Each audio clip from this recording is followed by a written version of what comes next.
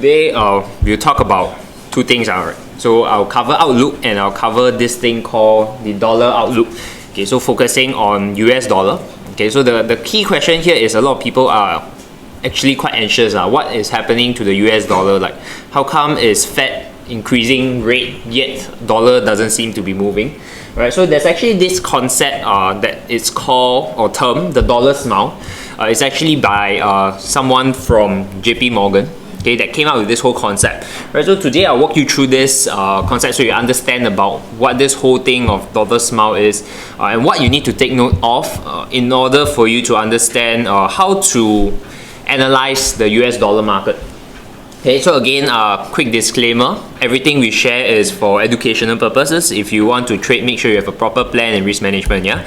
Okay, before you go into the concept, you need to first understand that the US dollar is very important because of a few key points, right? So first and foremost is that the dollar is considered the world's reserve currency, which means that many things are actually traded based on US dollar.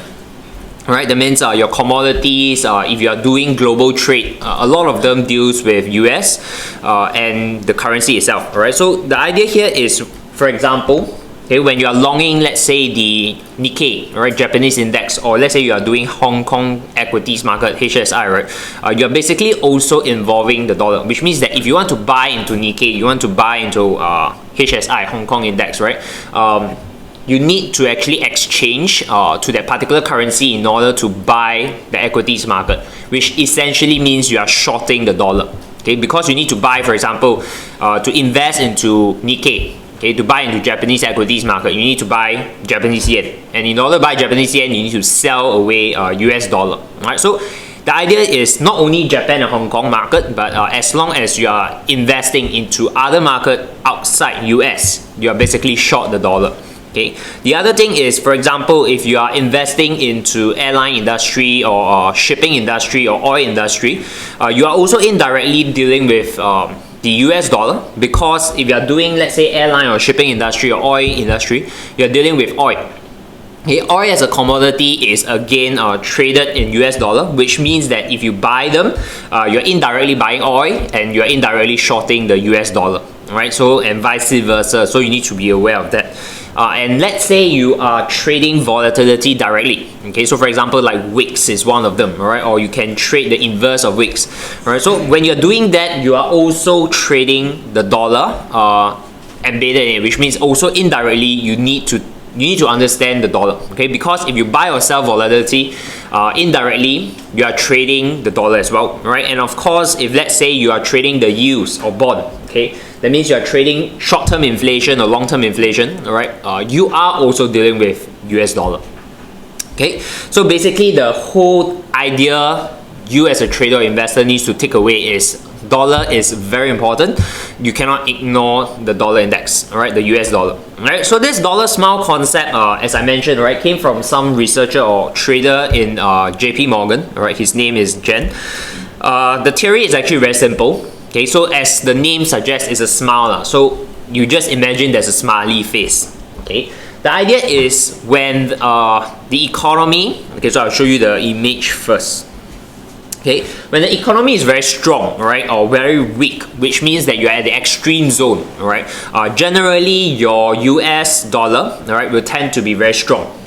Yeah, so whether the economy is strong or weak, when they're at the extreme, your dollar tends to perform. Okay, but when your economy, US economy, all right, is somewhere experiencing low inflation, the growth is not very strong, but yet also not very weak, then your US dollar tends to be weakening. Okay, which means that if you base on this smile over here, right, this portion of it, your dollar will be strengthening. This portion of it, your dollar will also be strengthening. But anywhere in between, okay, your dollar tends to be weak. Right, this one here you also need to be aware, and when we mean by US economy, we are referring to US economy in relation to the rest of the world. Okay, which means you want to compare US economy to global developed markets, US economy to emerging markets. So how is the economy performing relative to these markets, both developed and emerging markets? Okay, so if you actually look where we are right now, right? If you look later, I'll share with you some statistics. The inflation in the US is actually not very high. Okay, so that's the key concern that's happening right now in the US economy itself. Right, and that's the reason why we are actually somewhere around here, right, in the middle portion. Okay, so from there on, okay, the idea why when the US economy is at the extreme, why would dollar strengthen, right? The reason is this. When US economy is performing very well, okay, what will happen is investors and traders will want to invest into US, right? So if economy is very strong in the US, generally your US equities will rally, right? Your S&P or Dow Jones will go higher. And because of that, people will start to want to invest into those S&P, Dow Jones equities market. To do that, they need to buy dollar, alright? And therefore, this will result in a higher demand for your US dollar and prices tends to rally. Okay, when the US economy is very weak, okay, which means that let's say you are potentially entering into a recession, right? The dollar also perform well simply because dollar is a safe haven, alright? Which means that it's a world reserve currency. When anything bad happens globally, people will tend to flock towards the US dollar. Okay, so this is the part where you need to understand most international funding is done via US dollar, which means that this whole paragraph actually deals with this concept called deleveraging and liquidity. So I actually talk a little bit about this in the market outlook report. Okay, but this part here, what it essentially means in layman term, right, is that when there is certain risks happening globally in the financial market, the investors, all right, will tend to actually want to quickly cover up their debt, okay, which means that they want to pay off their debt. That is the general trend. So in order to do that, most of those debt will be repaid via US dollar, right? And that's the reason why when there's a recession coming, right, outlook is not very good. Okay, your dollar tend to strengthen. Okay. And of course, when everything is in the middle, which means that US is not performing very well relative to the other markets around the world, right? People like investors and traders will tend to actually take their money out from the US to put and invest into other markets. All right, whether is it like developed markets or in emerging markets, they'll put their money there. Okay, and when they do that, basically there is a drop in your demand for US dollar. There's a rally in terms of the demand for other currencies, and therefore dollar drop and other currencies tends to rally. Okay, so basically here mentioned that low inflation and low interest rate will actually suppress volatility, okay? Which means that when your economic growth is steady and slow, volatility in the market will be slower. Okay, that explains why the trader who shorted the inverse of wicks actually made a lot of money for the past few years because of low inflation and low interest rate. Okay, this would push investors to seek for higher return, which means that in layman term, they are now willing to take higher risks to go for something that can give them a higher return. Okay, so that is usually like your emerging markets, because those markets has a higher potential growth, but it carry higher risk. Right, so during normal terms like low inflation period, low interest rate period, people tend to do that. Okay, so this will lead to speculative outflow from the US, and therefore the demand for US dollar drop. US currency price will also follow drop. Right, so in order to, when you understand this concept, right, of dollar smart, which means that strong economy relative to the world and weak economy relative to the world, your dollar strengthened. Anything in between is gonna be weak for the dollar. So the bear case, okay, for the US dollar needs to have first, your volatility in the market needs to remain low, which means this will cause market or money to be still invested outside US, which means that your demand for US dollar will remain low. Okay, investors need to remain on risk on mode, which explains that volatility needs to be low. Okay, basically money needs to remain outside US, and therefore your US dollar will continue be supported by a bear case. Okay, inflation needs to be low. Okay, because this one here directly tied on to if inflation starts to increase, the Fed will start to increase interest rate. Alright, that is a tightening policy. Then it follows suit with the part where investors and traders and companies now want to actually fund and reservice their debt, which means that demand for dollar rally again. Okay, Fed rate hike to continue to meet market expectation, which means that currently, okay, Fed has said that this year they're probably gonna increase rate by 3 times, about 25 basis points each hike. Okay, so the idea here is when they announce something like that, the market actually price in this expectation. So if the Fed decide to increase their rate hike pace, or let's say each time instead of 25 they increase to 50 points, right? That will cause a change in market expectation, okay, which might lead to your bear case being voided. Right? So this needs to maintain in order for the bear case for dollar to continue. Okay, developing markets, central banks need to continue to signal a tighter policy. Tighter policy simply means 1, they actually increase interest rate, or 2, they stop QE. Okay, so either of this is actually tightening of policy.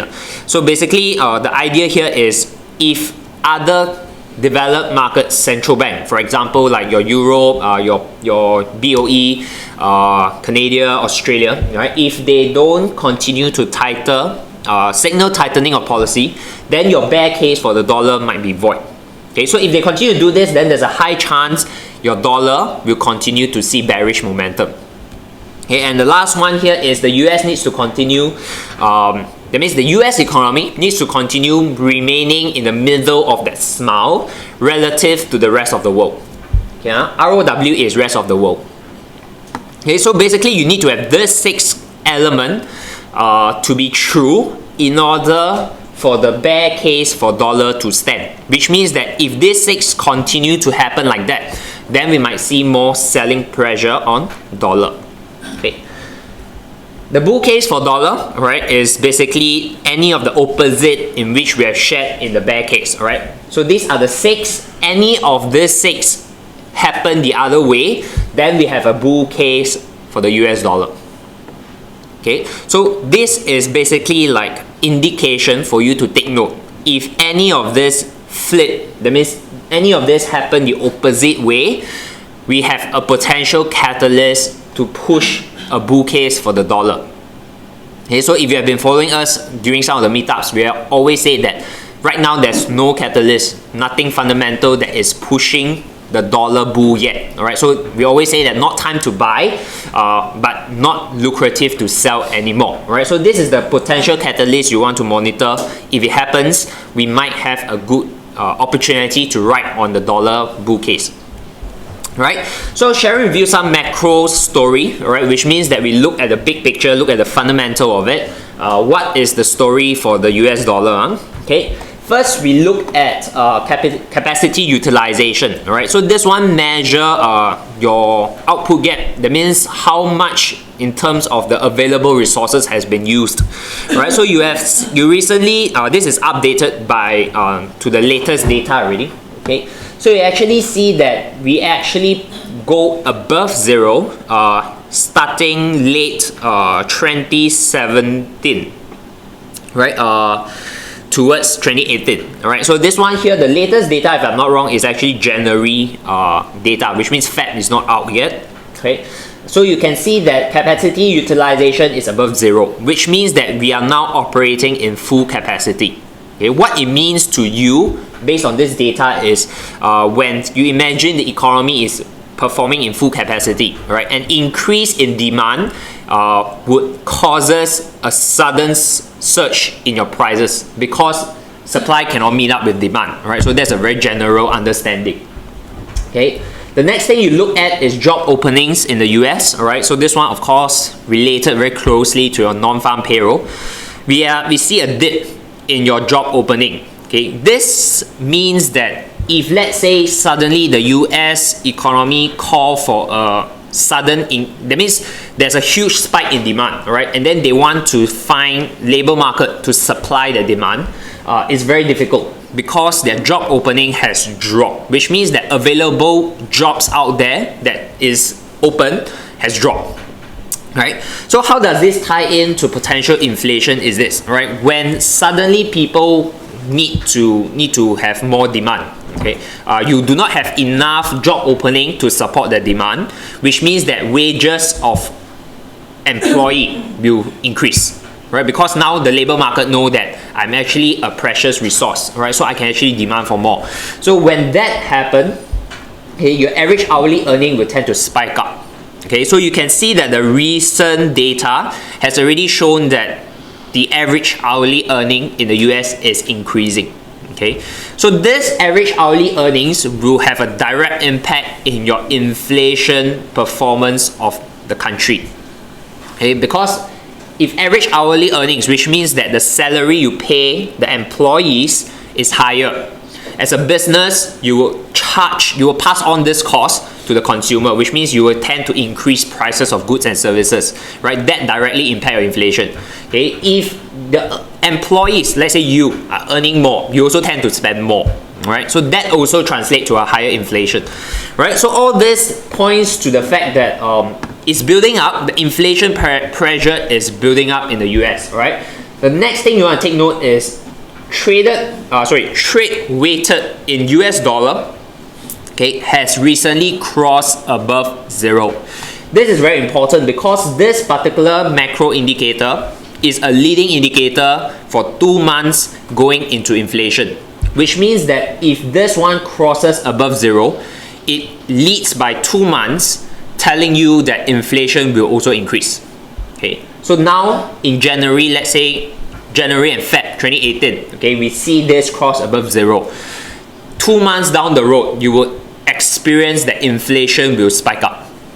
So this is what it's telling you, alright? Why when trade weighted US dollar index goes above zero, inflation tends to kick in? It's because, again, back to the part where US dollar is tied to everything in the world, which means dollar increase, okay, everything becomes more expensive. Your oil becomes your oil traded, your investment in other countries, all affected. Alright, so this is the part where it first time now has crossed above zero, which means that inflation is near.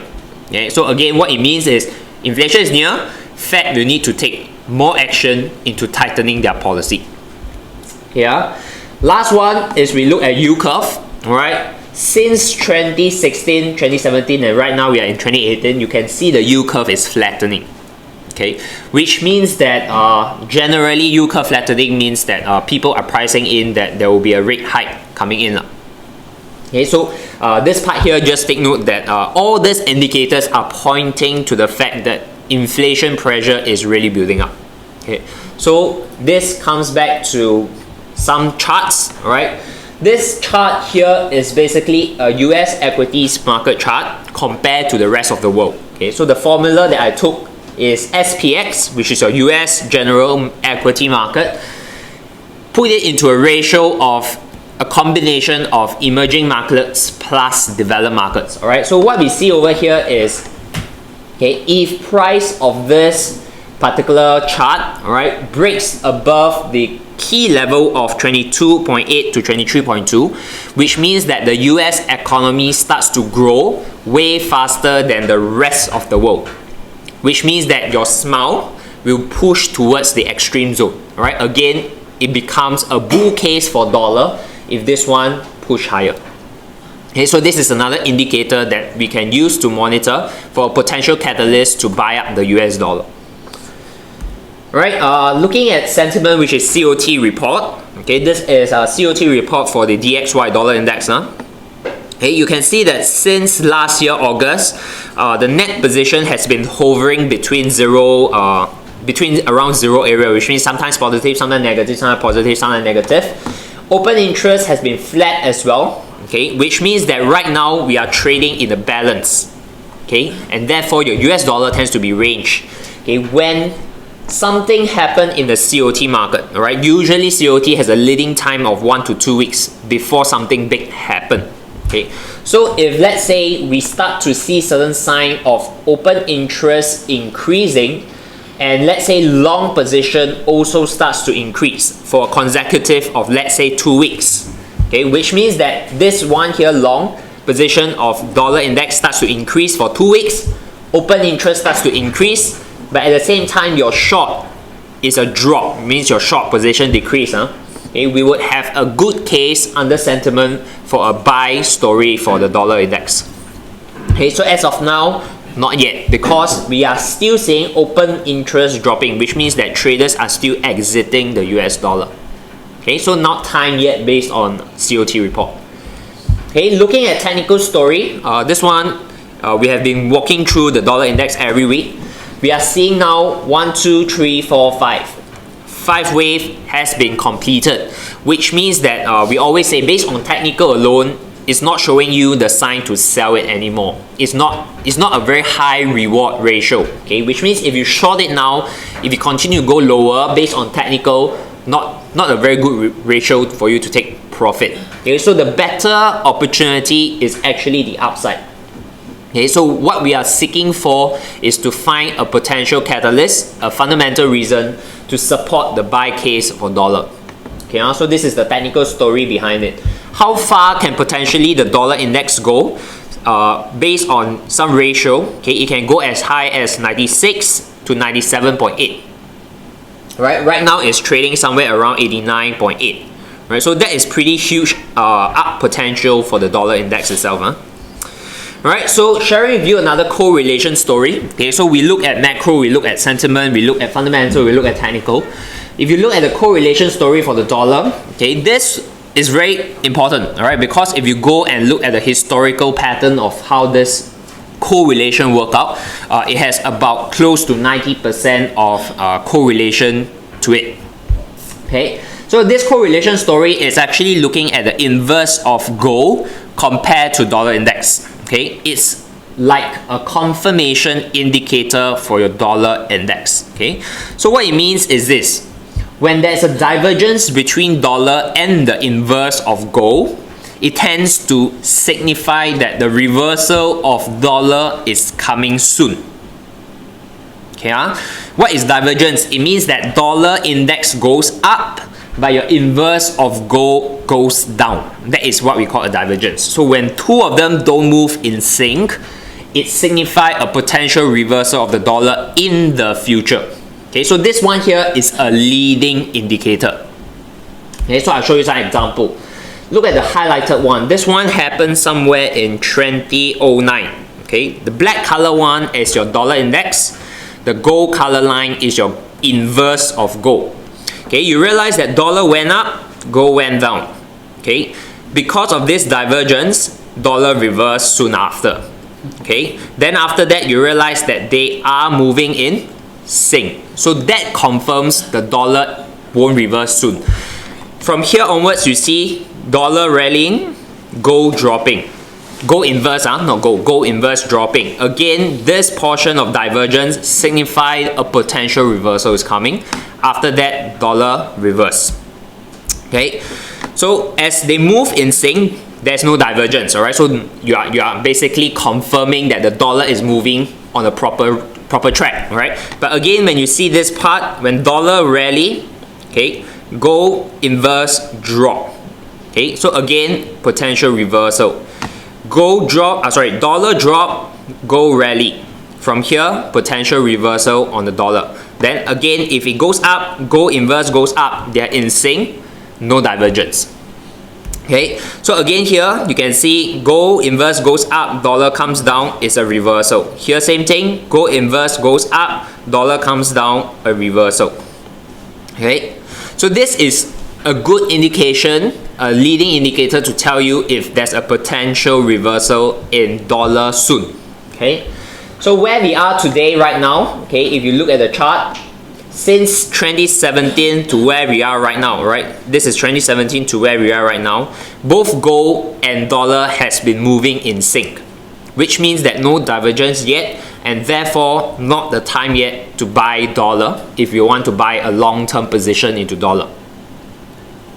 Okay, so when we combine all these things together, okay, so what is the conclusion?